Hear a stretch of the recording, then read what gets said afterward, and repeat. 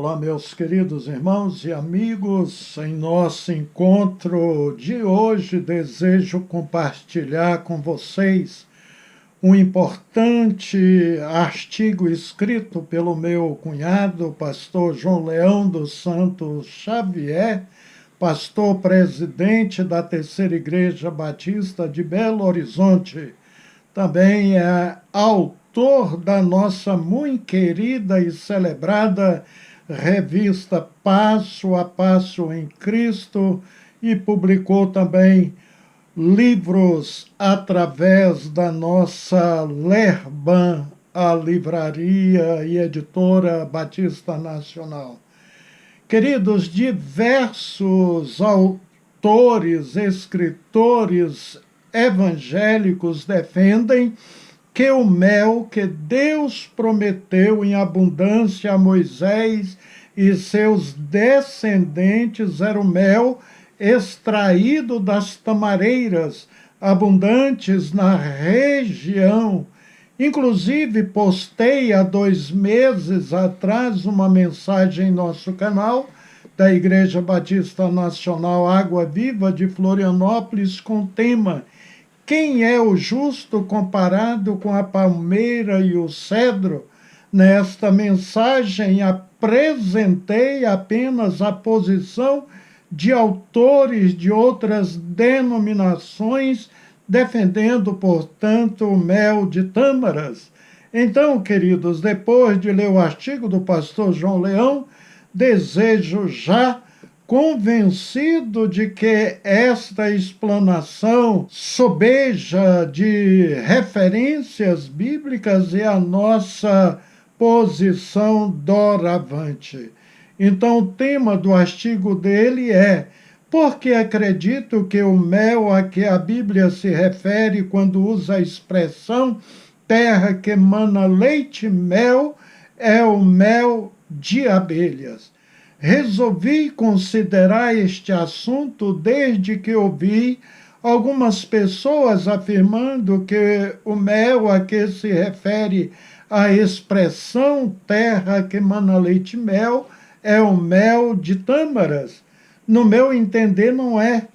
Creio que o mel a que a Bíblia se refere, neste caso, é o mel de abelhas. O argumento usado para afirmar que é o mel de tâmaras é de que Israel não tem a tradição de criar abelhas para produção do mel, que o mel é caro e o mel de tâmaras é barato, equivale ao mel de abelhas e é abundante.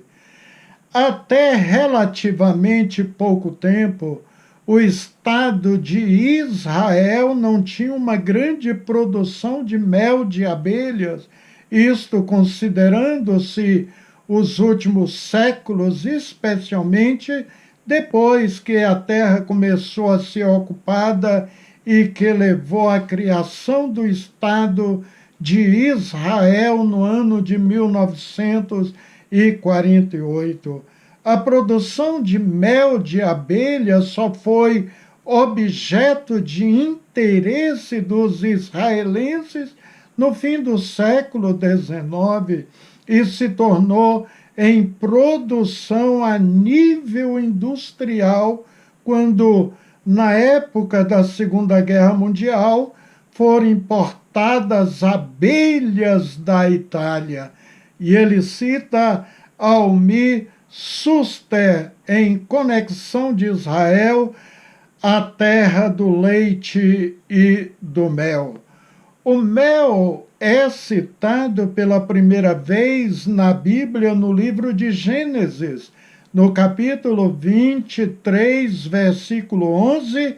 Os filhos de Jacó estão se preparando para ir ao Egito buscar alimento pela segunda vez, quando Jacó lhe diz: então faço o seguinte, peguem do mais precioso desta terra, ponha nos sacos para mantimento e levem de presente a este homem um pouco de bálsamo, um pouco de mel e especiarias e mirra, nozes e pistácia e amêndoas. O termo vai reaparecer pela segunda vez quando Deus fala com Moisés na sarça ardente. Por isso desci a fim de livrá-los das mãos dos egípcios e para fazê-los sair daquela terra e levá-lo para uma terra boa e ampla, terra que mana leite e mel, o lugar do cananeu, do eteu, do amorreu, do ferezeu, do eveu e do jebuseu. Êxodo 3, versículo 8. Daí em diante, o texto sagrado vai se referir várias vezes à terra de Israel, à terra de Canaã, como uma terra que mana leite e mel. E ele cita os textos que vocês poderão acompanhar: Êxodo 3:17, 33:3, Levíticos 20:24, Números 13:27, 14, versículo 8, o 16, versículo 14, Deuteronômio 11:9 e o 26 e o 9, também o 26, versículo 15 e 27, capítulo 31, versículo 20, Juízes 5, versículo 6, em 2 Tessalonicenses 18:32, aparece o termo terra de oliveiras e de mel. Outras referências é Jeremias 11:5, o 32:22 e Êxodo 26 e o 15. O mel de tâmaras, na verdade, não é um mel natural. É chamado de mel, mas não é mel. O verdadeiro mel é produzido por abelhas. O mel, plural, melis ou méis, é um alimento geralmente encontrado em estado líquido, viscoso e açucarado, que é produzido pelas abelhas a partir do néctar recolhido de flores e processado pelas enzimas digestivas desses insetos, sendo armazenado em favos em suas colmeias para servir-lhes de alimento. São referências da Wikipédia. É bom lembrar também que as abelhas são elementos indispensáveis na polinização das plantas, o que nos leva a outro entendimento. Ao fazer a polinização, elas garantem a continuação da reprodução dos vegetais e, por assim dizer, garantem a vida vegetal na terra. Daí, entendo que o mel a que se refere a expressão mana leite e mel se refere ao mel de abelhas. Vamos aos fatos. Primeiro, a argumentação de que a Bíblia se refere ao mel como mel de tâmaras não coloca o texto no seu contexto histórico. Ao contrário, ela é feita no contexto atual, o que é um erro de hermenêutica. Não podemos, porque o mel tem hoje pouca produção em Israel e é cara a sua produção nessa nação, e o mel de tâmaras é o mais conhecido e consumido. Dizer que no tempo de Moisés, a quem foi dita estas palavras a primeira vez, o texto se refira ao mel de tâmaras. Segundo, O Egito foi um dos principais produtores de mel na antiguidade. A história atesta isso. Quando Deus falou ao povo que lá estava cativo, que lhe daria uma terra que emana leite e mel, falou de algo que o povo de Israel devia conhecer bem. Terceiro, o mel de abelhas é largamente citado no Velho Testamento. Vamos então à Bíblia. No texto que citamos no início, encontramos Jacó dizendo aos seus filhos que levasse um pouco de mel. Se é assim, então faça o seguinte: peguem do mais precioso desta terra, ponham nos sacos para mantimento e levem de presente a este homem um pouco de bálsamo, um pouco de mel, especiarias e mirra, nozes de pistácia e amêndoas. E em Êxodo 16:31, o texto diz: a casa de Israel deu-lhe o nome de Maná. Ele era como semente de coentro, branco e com gosto de bolos de mel. Interessante é notar que Deus proibiu misturar mel com o sacrifício que era oferecido pelos sacerdotes. Nenhuma oferta de cereais que você apresentar ao Senhor será feito com fermento, porque vocês não devem queimar nem fermento nem mel como oferta ao Senhor. Levíticos 2, versículo 11.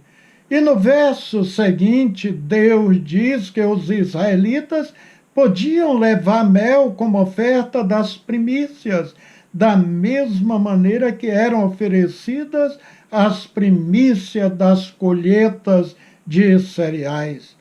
Quando Davi estava fugindo de Absalão, chegou a Manaim, e ele e o povo que estava com ele se sentiu cansado e faminto. E nessa ocasião, alguns homens levaram para ele mel, coalhada, ovelhas e queijo de leite de vaca. 2 Samuel 17, do 27 ao 29.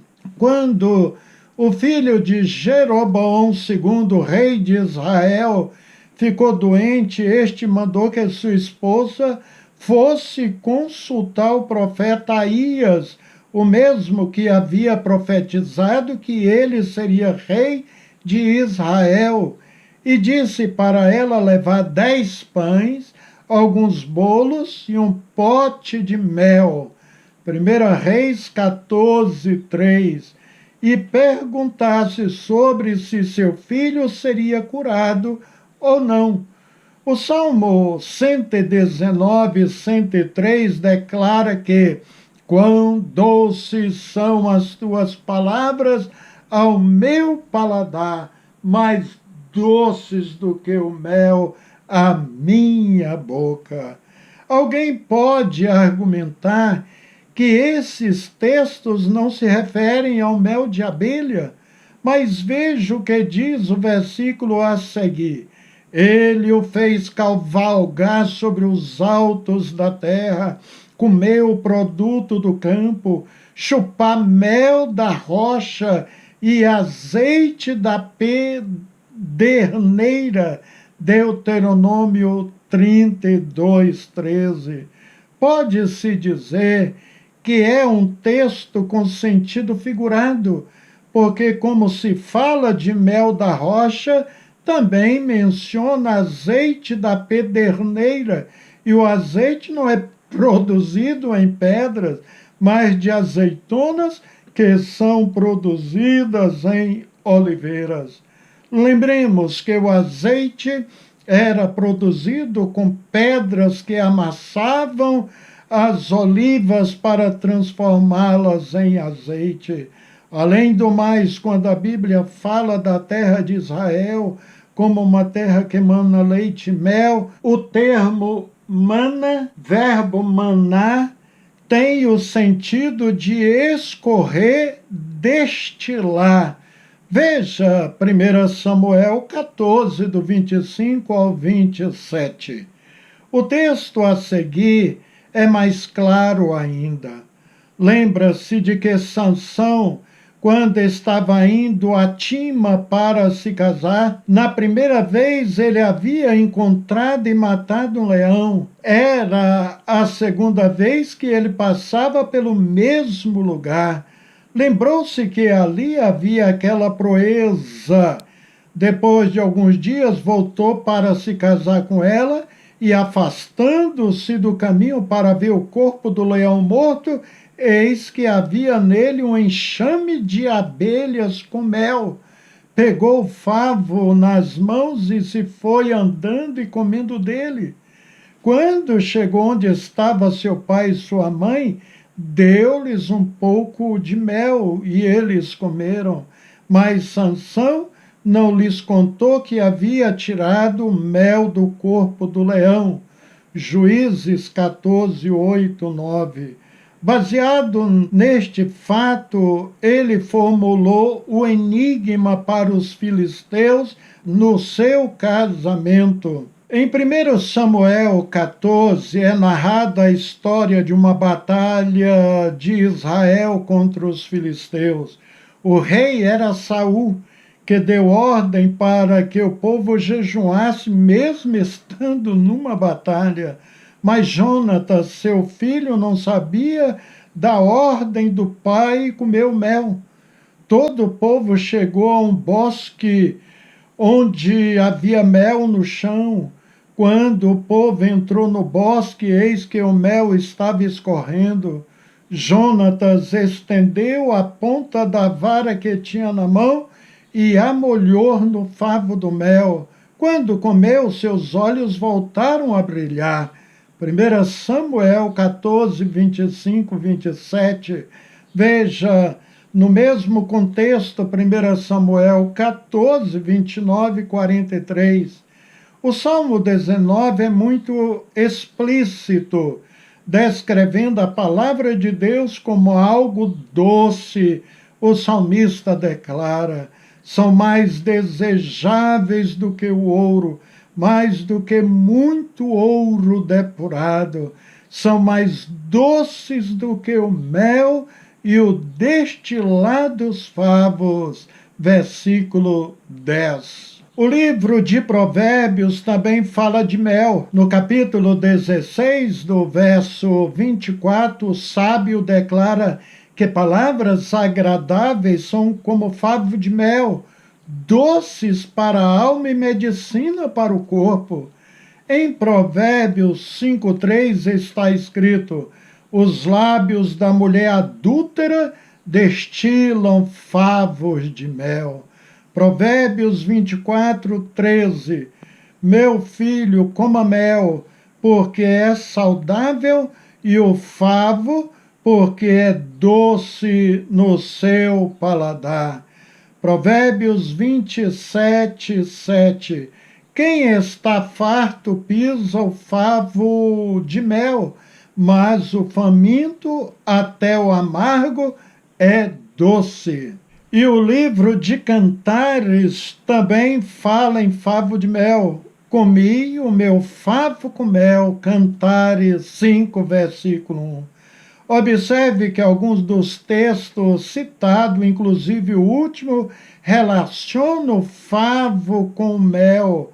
Ora, favo não é produzido em tamareiras, nem é fabricado a partir de tâmaras, mas é produzido por abelhas. Agora, no Novo Testamento, a única alusão ao mel é que João Batista vivia no deserto e se alimentava de gafanhotos e mel silvestre. Mateus 3:4 e Marcos 1:6. A definição de mel silvestre é que se trata de mel extraído por abelhas de flores silvestres, ao contrário daquele que é produzido com plantas cultivadas de florada de laranja ou eucalipto, por exemplo. Por isso, não vejo outra opção senão entender que o mel a que a Bíblia se refere na expressão terra que emana leite e mel, trata-se de mel de abelha. Considero ainda que a expressão é uma maneira de falar em uma terra que tem abundância. Sabemos que a terra de Israel foi exaurida durante mais de 400 anos antes de o povo ser levado para o cativeiro assírio-babilônico. Esta foi uma das razões do cativeiro, fazer a terra repousar. Mas depois da conquista de Jerusalém pelos romanos, os que ocuparam a terra não se preocuparam em preservá-la. Hoje sabemos que há uma parte da terra de Israel em que existe vegetação natural e onde se plantar naturalmente haverá produção, mas a maior parte da terra precisa ser tratada. Contudo, mesmo que a terra não seja exuberante de área verde, mesmo em áreas desérticas, com o devido trato, Israel tem conseguido produção de alimentos de qualidade, quantidade extraordinária. A tecnologia tem ajudado em muito. Quando Deus prometeu a Israel uma terra que emana leite e mel, estava se referindo a uma terra com abundância. Este é o sentido principal do texto e é o que mais importa. Contudo, hoje Israel é uma nação em uma terra que emana leite e mel, literalmente. Que essa bênção que Deus prometeu a Israel venha sobre todo o seu povo. Amém. Pastor João Leão, do Santo Xavier, publicou no dia 21/6/2021. Então, meus queridos irmãos e amigos do canal da Igreja Batista Nacional Água Viva de Florianópolis, fica aqui registrado em nosso canal essa significante, maravilhosa contribuição deste servo de Deus.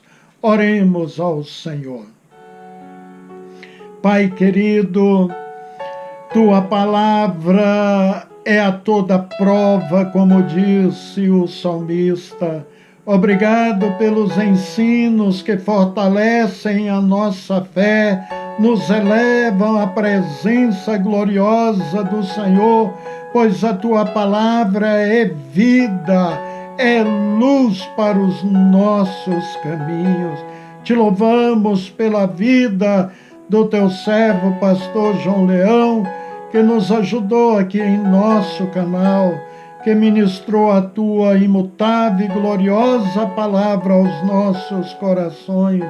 Quero neste momento também, Senhor, interceder por nossos irmãos e amigos que assistem regularmente os nossos cultos. Abençoe ricamente estes lares, em nome de Cristo Jesus. Amém.